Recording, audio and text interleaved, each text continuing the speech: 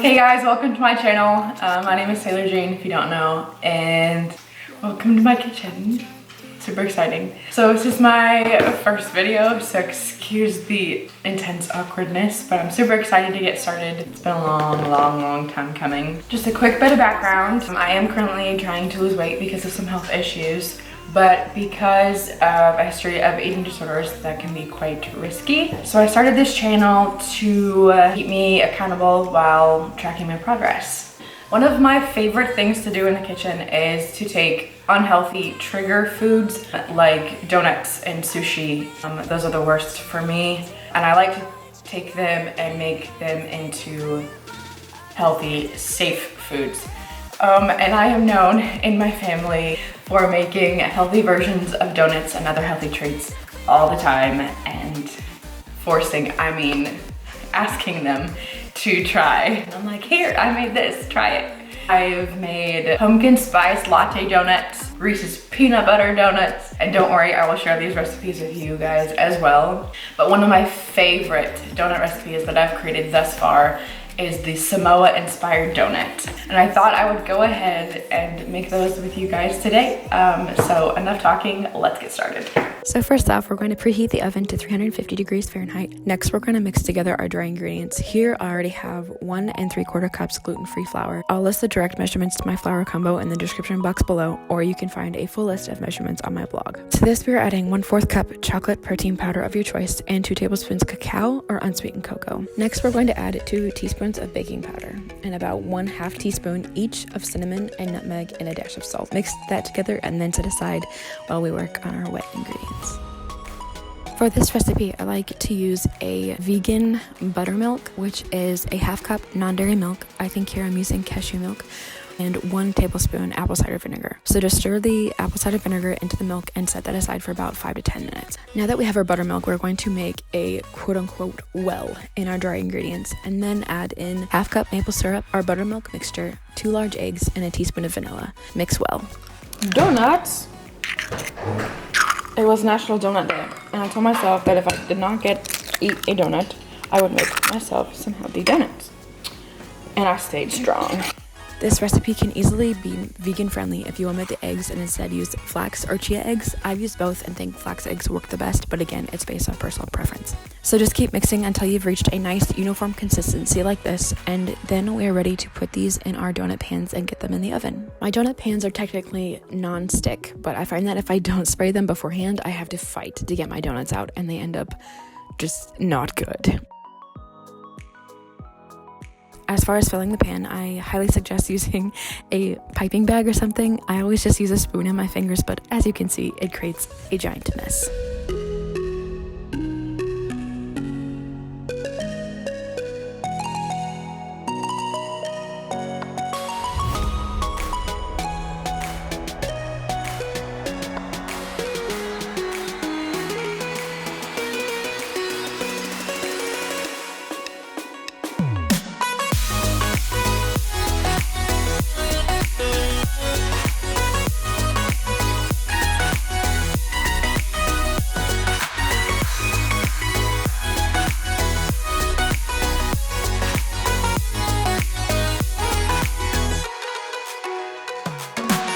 So we're going to put these babies in the oven for about 10 to 12 minutes. I couldn't decide between 11 and 12 minutes, but 12 turned out to be perfect.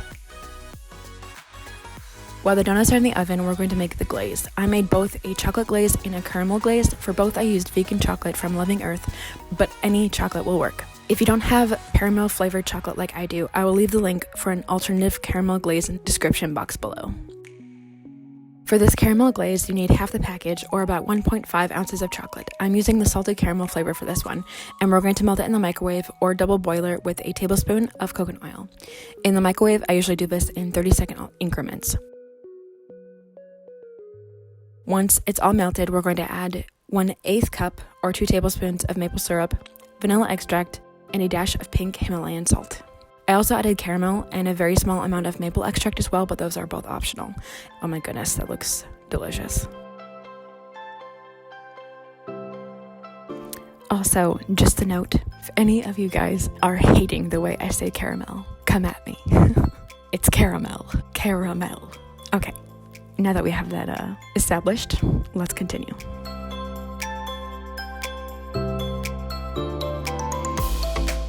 For the chocolate glaze, I'm using the same amount of chocolate. I'm also using the creamy flavor for this time. To this, we're also adding in 1 tablespoon of coconut oil and going to melt it in the microwave again for 30-second increments. After it's melted, you know the drill, 1/8 cup of maple syrup and vanilla extract and a bit of pink Himalayan salt.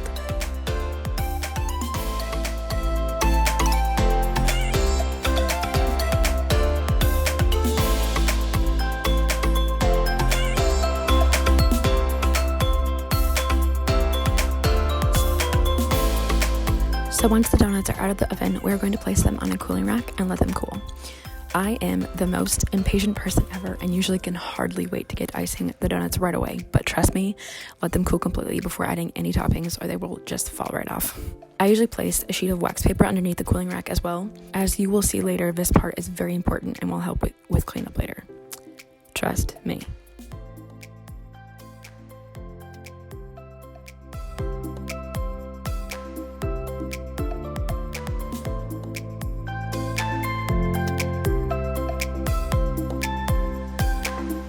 Now we're going to add our toppings. I started off by coating them in the caramel glaze, adding a bit of unsweetened coconut on top, and then finished them off with a drizzle of the chocolate glaze.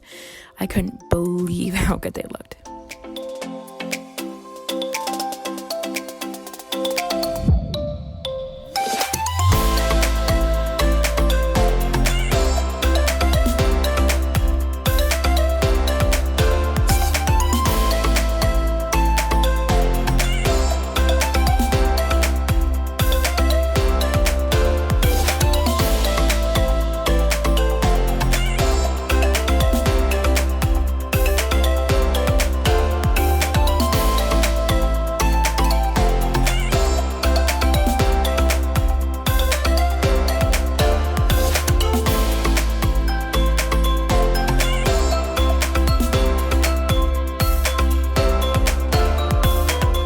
About halfway through, I realized I was running low on the caramel glaze and debated on making more, but with 5 donuts left, I remembered that my sister actually hates coconut.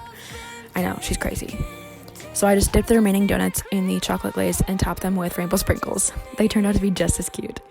If you don't want to have random sprinkle donuts like I did, feel free to double the caramel glaze recipe from earlier and you will have a dozen Somoa-inspired donuts to share with your family or eat all by yourself.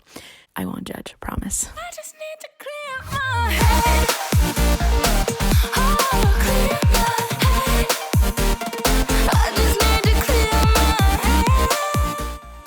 Thank you guys so much for watching. Hope you guys enjoyed this video. It was super fun to make. Please give it a thumbs up if you'd like to see more videos like this in the future.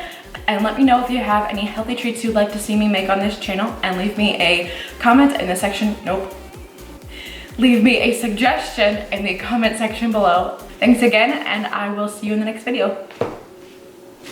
That was much better. I'll take it.